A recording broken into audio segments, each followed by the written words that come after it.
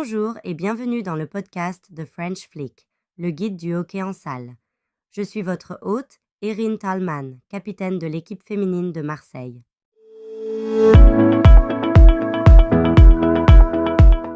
Aujourd'hui, nous allons nous concentrer sur la conduite des joueurs. Vous trouverez un lien vers le PDF des règles officielles publié par la Fédération française de hockey dans la description de cet épisode. Nous nous pencherons sur la section 9. Cependant, je voudrais faire un rapide rappel de ce dont nous avons parlé la semaine dernière concernant les capitaines.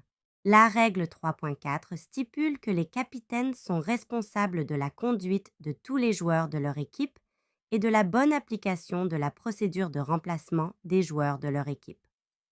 Un corner est sifflé si un remplacement n'est pas correctement effectué et une sanction personnelle est infligée au capitaine s'il ne respecte pas ses autres responsabilités.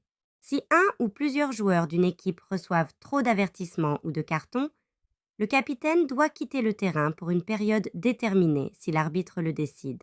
Passons maintenant à la section 9 du PDF des règles pour mieux comprendre ce qui constitue une conduite correcte des joueurs et ainsi réduire le nombre d'avertissements et de cartons que nous recevons. Les joueurs doivent se comporter de manière responsable à tout moment. Alors, qu'est-ce qu'on entend par responsable? La règle 9.1 stipule qu'un match se joue entre deux équipes, chacune composée d'au maximum 6 joueurs sur le terrain à la fois. La règle 9.2 stipule que les joueurs présents sur le terrain doivent tenir leur crosse en main et ne peuvent pas l'utiliser de manière dangereuse. Les joueurs ne doivent pas lever leur crosse au-dessus de la tête des autres joueurs. On voit cela de plus en plus dans le hockey extérieur, où les joueurs peuvent envoyer des balles hautes.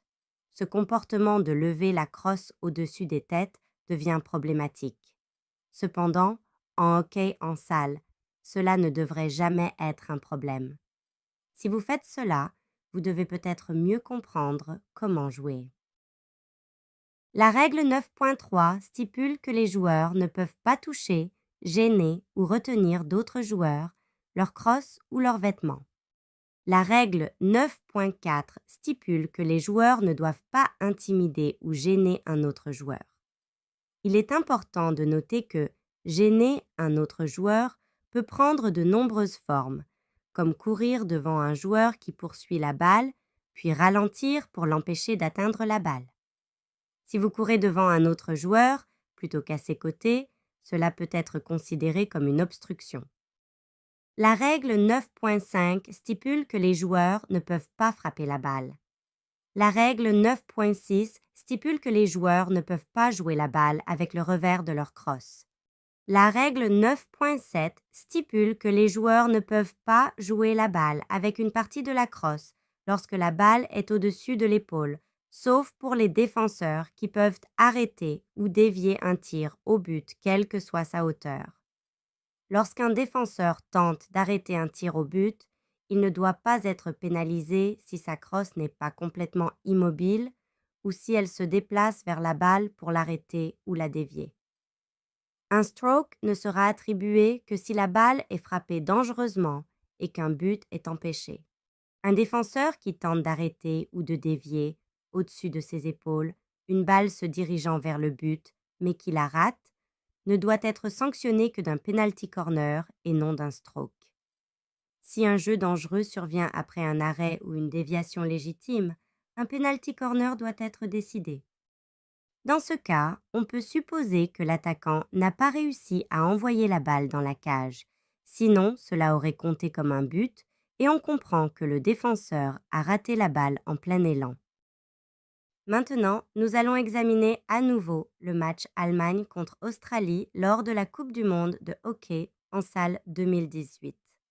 Regardons les 15 dernières minutes en commençant à la 40e minute.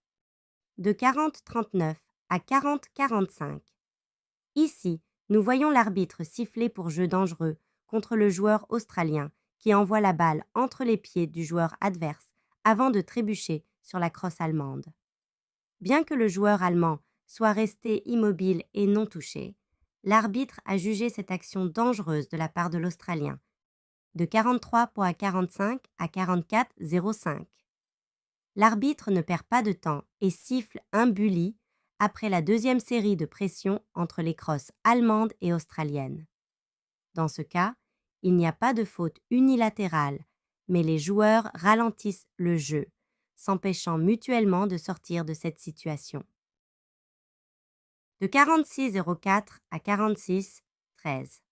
Le joueur allemand tente de pousser la balle contre la crosse australienne, forçant la crosse australienne à reculer. Il est interdit de pousser le corps ou la crosse d'un autre joueur, même si la balle est entre les deux crosses. De 46-48 à 46-54. L'arrière gauche de l'Australie monte sur le terrain et pénètre dans la zone. En avançant, le milieu descend pour occuper la position de l'arrière droit et l'arrière droit glisse pour couvrir la position de l'arrière gauche.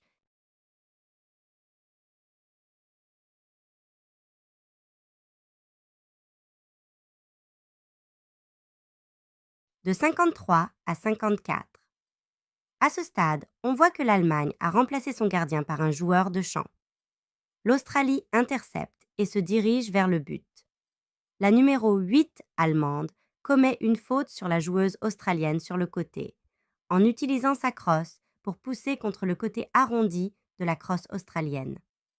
L'arbitre siffle cette faute et cela conduit à un penalty stroke avec seulement 17 secondes restantes dans le match.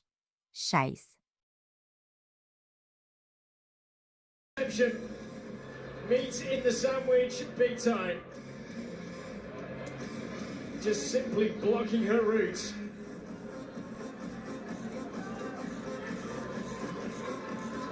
Over to you, Lauren Austin, to deny Germany going through this pool stage with a 100% winning record. Here she goes! And Australia are level at 2-2.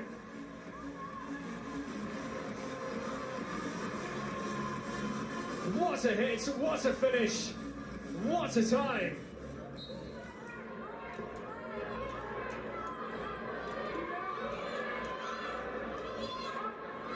This would be a fabulous scoreline for Australia, and that's it, they are celebrating as if they've just beaten the Germans. That's how big it is. So Germany will not go into the quarterfinals with a 100% winning record behind them. That will belong to the Netherlands. But Anna Schroeder, one of the most reliable, one of the best around, with a huge error, as Boucher raced through. And there's the coming together. And the penalty being awarded and dispatched magnificently. For Australia, though, well, they finished their pool stage in a wonderful way, coming from 2 down against Germany here. Look at those goals in the 37th and then 40th minute. In the final action here. Merci de me rejoindre sur le French Flick. Si vous avez des sujets que vous aimeriez que nous abordions, faites-le moi savoir.